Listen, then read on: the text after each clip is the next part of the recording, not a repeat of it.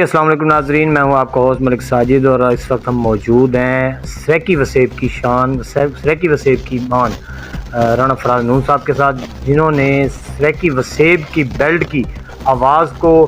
ہر انداز سے ہر طاقت کے ساتھ اجاگر کیا اور سریکی وسیب کے حق کی جنگ لڑ رہے ہیں، اور ابھی تک بھی ان کی جو کوششیں ہیں اور ان کی جو بھی اس وقت ایکٹیویٹیز چل رہی ہیں اس کے اوپر بھی بات کریں گے۔ تو آج ہماری اتحاد پریس کلب کی جانب سے پوری ٹیم یہاں پر آئی ہے اور ان سے ہم نے ملاقات کی ہے، تو ان سے ہم جانتے ہیں۔ جی السلام علیکم۔ جی وعلیکم السلام، شکریہ اتحاد پریس کلب کہ آپ نے وسیب کی آواز کو پہلے بھی اجاگر کیا اور اب بھی اجاگر کرنے کے لیے آپ نے جناب صاحب ہمیں یہ بتائیں کہ سب سے پہلے تو آپ سیاست میں کیسے آئے؟ یہ مطلب آپ کے ایک ماضی کے حوالے سے ہم پوچھ رہے ہیں کہ سیاست اور سریکی وسیب کے حوالے سے آپ کس طرح ان ہوئے؟ جی بالکل بڑا اہم سوال ہے آپ کا کہ میں فرسٹ آف آل تو میں یہ سمجھتا ہوں کہ یہ جو موجودہ رائج سیاست ہے، یہ ہماری جو تحریک ہے یہ اس سے ہٹ کیا تھوڑا۔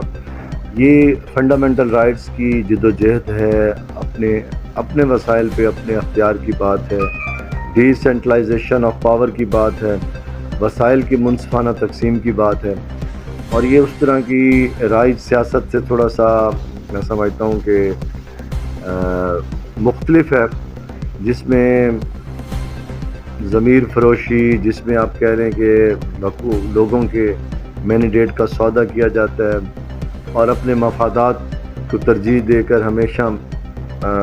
سب اپنے نظریات کو پیش دیا جاتا ہے۔ یہ اس سے مختلف سینیریو ہے، یہ تحریک ہے، حقوق کی بات ہے، حقوق کی جد و جہد ہے۔ ہاں اس میں آپ کو جو کیونکہ اب اپنے حق کی بات منوانے کا سب سے بڑا سورس جو ہے اور اصل سورس جو ہے وہ پارلیمنٹ ہے، تو آپ کو اس پارلیمانی سیاست کا بھی سم ٹائم حصہ بننا پڑتا ہے، اور کبھی مذمتی طور پہ، کبھی علامتی طور پہ، کبھی حقیقی طور پہ اس میں امیدوار بن کے آپ کو سامنے آنا پڑتا ہے۔ تو بیسک یہ نظریاتی سیاست کے پیرامیٹرز سم تھنگ ڈفرینٹ ہے۔ تو ہمارے آنے کا جو آپ نے پوچھا تھا مقصد، ہمارے بزرگ حاجی ربانی نواز نون صاحب ہمارے چچا محترم طاہر لنگا صاحب کے ساتھی تھے، ان کی صحبت میں بیٹھ کے ہم نے اس کو آبزرو کیا، سنا، اللہ تعالیٰ نے ہمارے دل میں یہ ڈالا۔ ان کی وفات کے بعد پھر ہمارے پہ ذمہ داری ہے۔ طاہر لنگا صاحب نے اپنی زندگی میں ہمیں اعتماد کیا، ان کی ذرا نوازی ہے، اور انہوں نے فرزند سرائیکستان اناؤنس کیا باقاعدہ ایک تقریب میں، اور الحمدللہ اب ان کی وہ دی ہوئی جو ذمہ داری تھی، وہ دستار تھی، ہم اپنا تن من دھن سب ایفرٹس کر کے کوشش کر رہے ہیں کہ اس کا حق ادا کر سکیں، اور انشاءاللہ میں اکیلا ہی چلا تھا جانب منزل، لوگ آتے گئے، کارواں بنتا گیا، اب یہ کارواں بن گیا اور دن بدن بڑھ رہا ہے۔ جناب صاحب ہمیں یہ بتائیں کہ سریکی وسیب میں، سریکی بیلٹ کے اندر بہت سارے سیاستدان ہیں جو سریکی کی بات کرتے ہیں اور الگ صوبے کی بات کرتے ہیں، لیکن آپ کا کام، آپ کا ورک، آپ کی جدوجہد ایک نمایاں انداز میں نظر آتی ہے، اس کی کیا وجہ ہے؟ یہ دوستوں کا پیار ہے، آپ جیسے وسیب زادوں کا پیار ہے، اور کیونکہ ہم نے ہمیشہ پرخلوص جدوجہد کی ہے، اس میں اپنا تن من دھن ہمیشہ لگایا، تو جب اللہ تعالیٰ آپ کے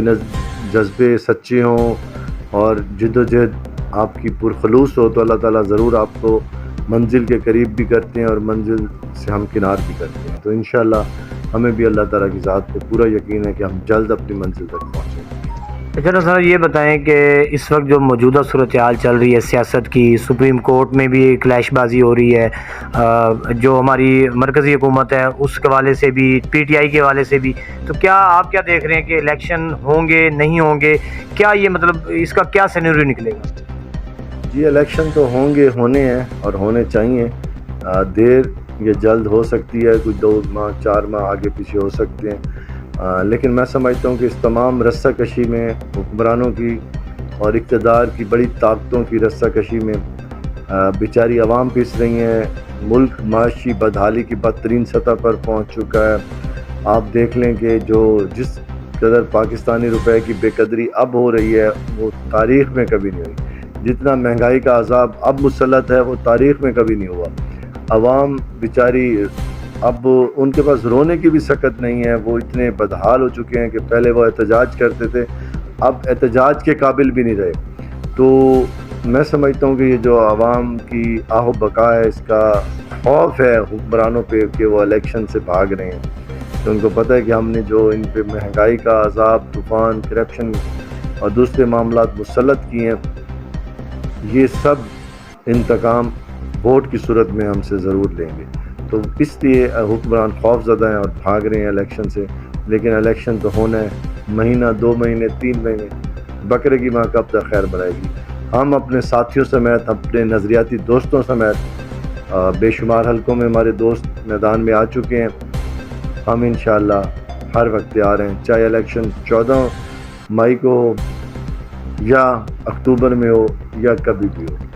اچھا رانا صاحب، یہ بتائیں کہ پنجاب میں اگر الیکشن ہوتے ہیں تو آپ کی کیا پوزیشن جا رہی ہے؟ آپ کے کینڈیڈیٹ کیا ہر سیٹ سے لڑ رہے ہیں یا کچھ سیٹیں آپ لوگ لڑ رہے ہیں اور کچھ سیٹیں نہیں لڑ رہے؟ جی بالکل، ہماری دوست سلیکٹڈ سیٹوں پہ لڑ رہے ہیں جہاں ہم سمجھتے ہیں کہ ہمارا سرائکی کا ووٹ ہے، سرائکی کو لوگ چاہتے ہیں، سرائکی نظریے کو، کاز کو. تو وہاں ہمارے دوست الیکشن کنٹیسٹ کر رہے ہیں. یہ ابھی ہمارا پہلا فیز ہے، ہم فرسٹ ٹائم پراپرلی اس الیکشن پروسیجر میں آئے ہیں. لیکن الحمدللہ بہت سیٹسفیکشنیبل ہے، بہت اچھا ہمیں رسپانس مل رہا ہے، بہت پذیرائی مل رہی ہے. تو انشاءاللہ آپ نے دیکھا کہ ابھی آپ کی موجودگی میں بھی مختلف آزاد کینڈیڈیٹس نے ایس ٹی پی کے ساتھ اپنی محبت کا اظہار کرتے ہوئے اس پلیٹ فارم سے لڑنے کا اظہار کیا، اعلان کیا. تو ایسے ہی بہت سارے لوگ رابطے کر رہے ہیں اور اپنی آپ کو ایس ٹی کے پلیٹ فارم سے اور اس جھنڈے سے جوڑ رہے ہیں، جو کہ میں سمجھتا ہوں کہ خوش آئیں. اچھا، اگر کل کو جنرل الیکشن مستقبل میں ہوتے ہیں تو اس میں کیا سریکستان ڈیموکریٹک پارٹی پورے پاکستان سے الیکشن لڑے گی؟ ہاں جی بالکل، جنرل الیکشن میں ہم حصہ لیں گے، لیکن ہمارا فوکس جو ہے اپنا وسیب ہوگا، کیونکہ ہمارا ایشو اپنے وسیب کا ایشو ہے. 21 اضلاع جو آپ سامنے نقشہ دیکھ رہے ہیں، جو کہ سرائکی وسیب کا نقشہ ہے، جو سرائکی پروونس ہم ڈیمانڈ کر رہے ہیں، یہ اس کا نقشہ ہے. تو انشاءاللہ ہمارا فوکس یہی ہوگا.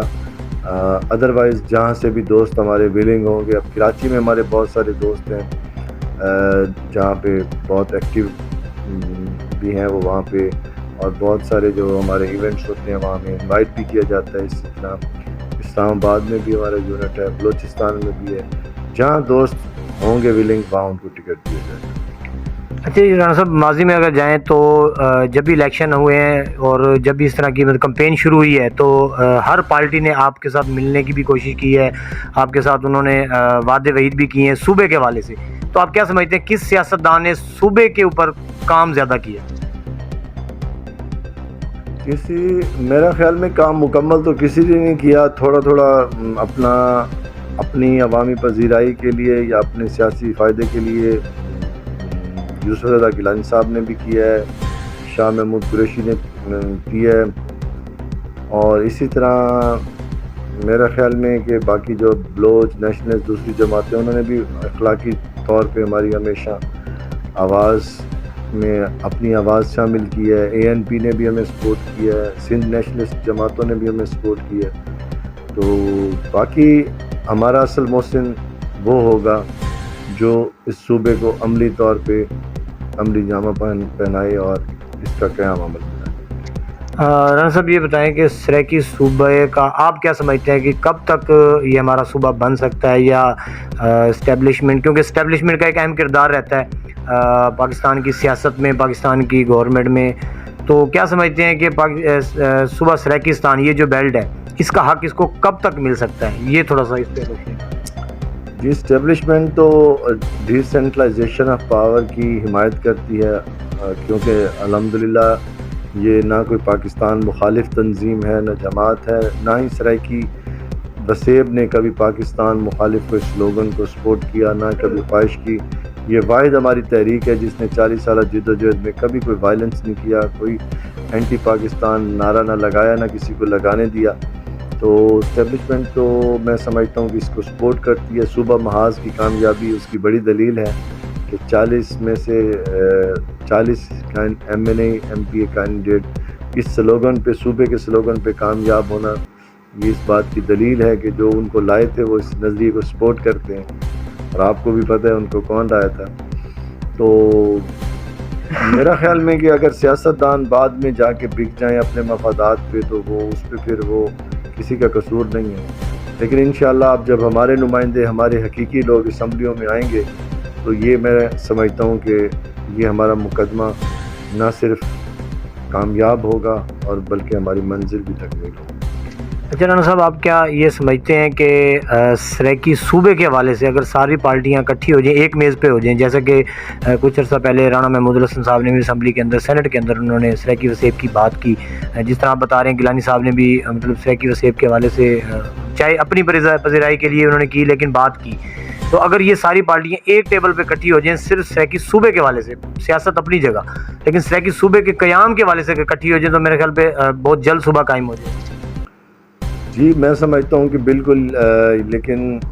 یہ وقت کچھ عرصہ پہلے تک ممکن تھا، اب تو پی ڈی ایم بھی ٹوٹ پھوٹ کا شکار ہے، پیپلز پارٹی الگ ہو چکی ہے